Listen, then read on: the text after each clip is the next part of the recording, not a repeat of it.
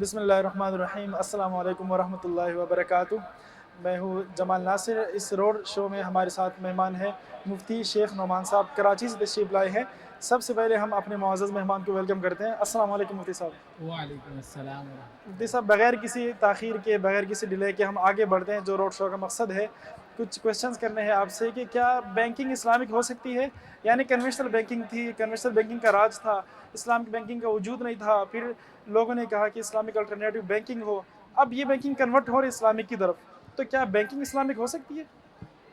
ماشاء اللہ، بہت اچھا سوال ہے۔ اور کئی لوگوں کے ذہن میں یہ بات ہوتی ہے کہ اسلام کے اندر بینکنگ کا نظام ہے یا نہیں ہے۔ تو اس حوالے سے بات یہ ہے کہ دیکھیں، اگر بینکاری سود کی بنیاد پر ہو رہی ہے تو ایسی صورت میں ایسی کسی بینکاری کا نظام، ایسے کسی بینکنگ کا سسٹم اسلام میں نہیں ہے۔ لیکن اگر بینکاری تجارت کی بنیاد پہ ہو رہی ہے، پارٹنرشپ کی بنیاد پہ ہو رہی ہے، لیز کی بنیاد پر ہو رہی ہے، اور یا پھر ٹریڈنگ کی بنیاد پر ہو رہی ہے، تو جو کہ شریعت کے اندر جائز معاملات ہیں، تو ان جائز معاملات کی بنیاد پر اگر بینکنگ ہو رہی ہے تو بالکل ایسی بینکاری اسلامی ہو سکتی ہے۔ اور در حقیقت اس وقت اسلامک بینکنگ ہو رہی ہے، وہ انہی جائز معاملات کی بنیاد پر ہو رہی ہے، اس لیے اس کو اسلامی کہا جاتا ہے کہ شرعی حوالے سے یہ جائز ہے۔ اچھا مفتی صاحب، جزاک اللہ، یہ بتا دیجیے گا کہ اسٹیٹ بینک آف پاکستان ایک ریگولیٹر ہے جو ریگولیٹ کر رہے ہیں کنونشنل بینکس کو بھی اور اسلامک بینکس کو بھی۔ اسٹیٹ بینک آف پاکستان وہ ظاہر سی بات ہے سودی لین دین کرتے ہیں کنونشنل بینک کے ساتھ، تو کیا اسلامک بینکس بھی اسٹیٹ بینک آف پاکستان کے ساتھ سودی معاملات کرتے ہیں یا کوئی اور طریقہ کار ہے؟ دیکھیں، اسٹیٹ بینک آف پاکستان کے دو رول ہیں۔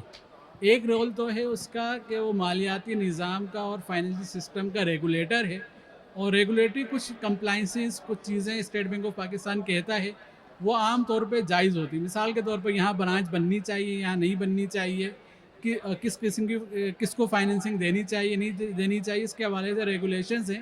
تو یہ ریگولیشن عام طور پہ شرعی حوالے سے ٹھیک ہوتے ہیں، اس کے اندر پرابلم نہیں ہوتی، یہ انتظامی معاملات ہوتے ہیں۔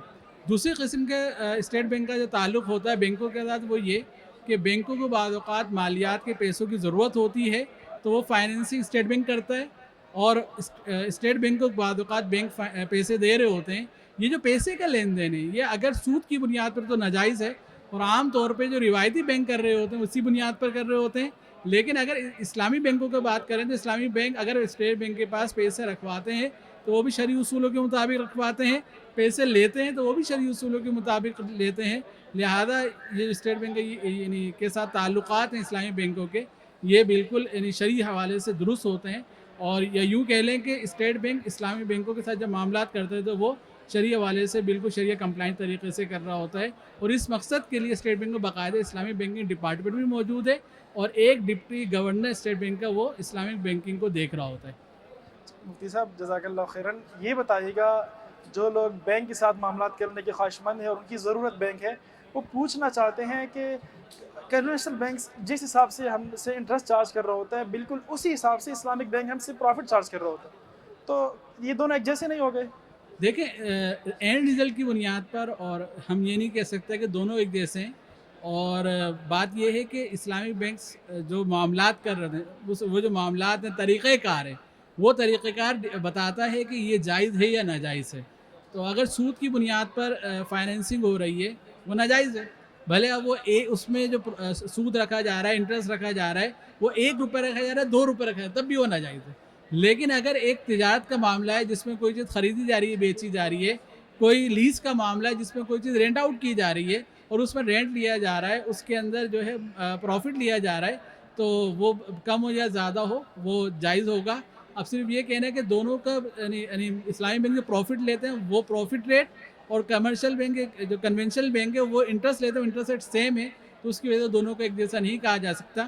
باقی یہ آپس میں قریب اس وجہ سے ہوتے ہیں کہ ایک ہی مارکیٹ کے اندر ہیں، تو ایسا نہیں ہو سکتا کہ اسلامک بینک بہت زیادہ یعنی پروفٹ کما سکے، نہ یہ ہو سکتا ہے کہ کم کمائیں، کیونکہ اسلامی بینک آگے کمائیں گے تو پیچھے ڈپازیٹرز کو شیئر کریں گے، تو اگر کم کمائیں گے پیچھے کم شیئر کریں گے تو وہاں پرابلم آ جائے گی۔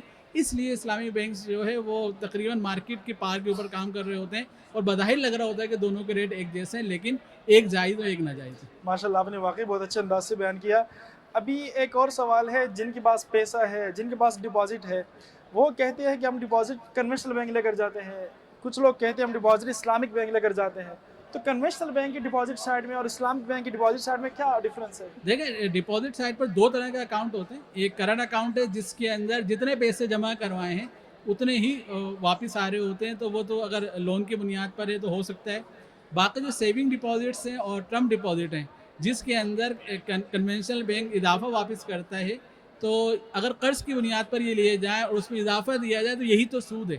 تو اسلامی بینکس یہ جو سیونگ ڈپازٹس ہیں یا ٹرم ڈپازٹ ہیں یہ کرتے ہیں مضاربہ کی بنیاد پر. مضاربہ جو ہے ایک پارٹنرشپ ہے جس کے اندر ایک پارٹنر پیسہ لگاتا ہے دوسرا کام کرتا ہے. تو ڈپازیٹر سمجھے پیسے لگانے والے انویسٹنگ پارٹنر ہو گئے اور بینک جو ہے وہ اپنے ورکنگ پارٹنر ہو گیا, اور پروفٹ دونوں کے درمیان شیئر ہوتا ہے. فرق یہ آ جاتا ہے کہ کنونشنل بینک گارنٹیڈ کرتا ہے کہ یہ اتنا جو ہے وہ اضافہ دیا جائے گا قرض کے اوپر, جبکہ اسلامی بینک کہتے ہیں کہ پروفٹ اینڈ لاس شیئرنگ کی بنیاد پر ہے, یا جو پروفٹ ہوگا اس میں سے آپ کے ساتھ شیئر کیا جائے گا. پروفٹ شیئرنگ ریشو طے کی جائے گی, اس کے مطابق جو آپ کو پروفٹ بنتا ہے وہ آپ کو دیں گے. کوئی گارنٹیڈ پروفٹ اسلامی بینک نہیں کر رہے ہوتے.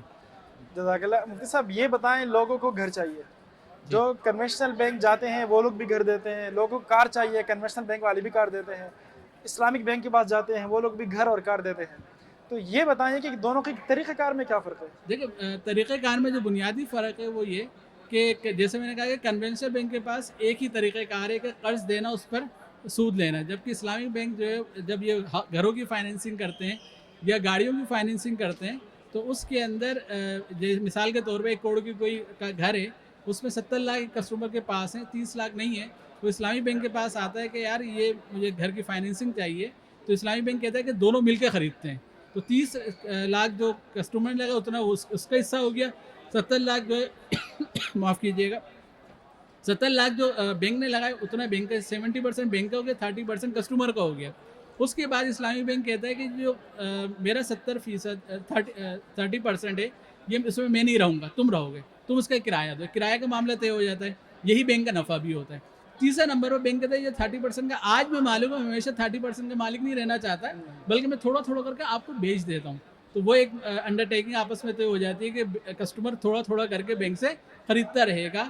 تو 3 معاملات ہوتے ہیں, ایک جو ہے جوائنٹ اونرشپ ہوتی ہے, دوسرے نمبر پہ رینٹ کا ایگریمنٹ ہوتا ہے, تیسرے نمبر پہ ایکسیل کا ایگریمنٹ ہوتا ہے. اس کے نتیجے میں یہ جو اور یہ تینوں معاملات جائز ہیں.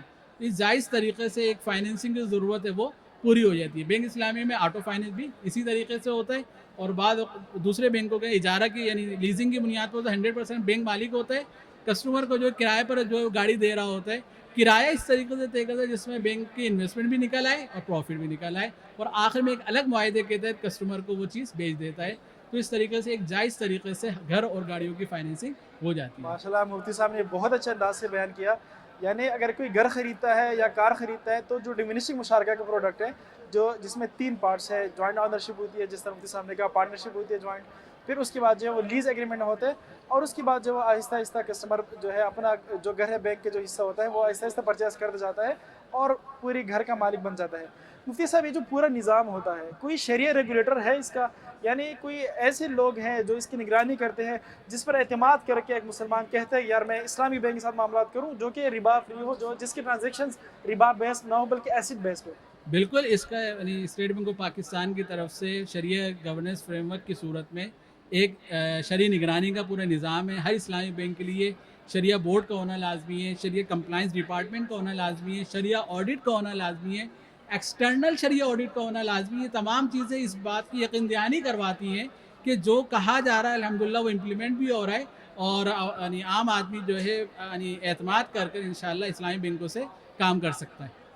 مفتی صاحب روڈ شو ہے, اسلامک بینکنگ ہے, اسٹیٹ بینک کھڑا ہوا ہے, عوام کھڑی ہوئی ہے, کیا پیغام دینا چاہیں گے ہمارے پیغام یہی ہے کہ الحمدللہ شریعت کورٹ کا فیصلہ آیا کہ 2027 تک تمام جو کنونشنل سسٹم ہے اس کو اسلامک بینکنگ کی طرف کنورٹ کرنا ہے. اس کے لیے اسی کی محنت کی ایک صورت ہے کہ عوام تک اویئرنیس کے لیے یہاں موجود ہیں. تو پیغام یہی ہے کہ ہم اس نظام کو سپورٹ کریں جو کہ اسلامی بنیادوں پر ہے. کہیں اگر ہمیں کوئی کنفیوژن ہے تو پوچھ کر اور اس کے بعد اس کو کلیئر کر کے اور اس نظام کو مضبوط کر کے اس کو آگے لے کے چلیں. انشاءاللہ ہر ایک جو بھی ایک قطرے کے برابر بھی اس نظام کے سپورٹ کے اندر کھڑا ہوگا تو اللہ تعالیٰ اس کو خوب جزائے خیر عطا فرمائیں گے کہ یہ انسانیت کو سود سے بچانے کی محنت ہے. تو انشاءاللہ یہ ایک بڑا ویژن ہے, بڑا کام ہے, اور جس میں سب مل کر کام کریں گے تو انشاءاللہ یہ سفر जल्दी तय हो जाएगा। जज़ाकल्लाह। सूद को ख़त्म करना हम सब की मुश्तरका काविश है, तमाम बैंक्स की, स्टेट बैंक ऑफ पाकिस्तान की मुश्तरका काविश है।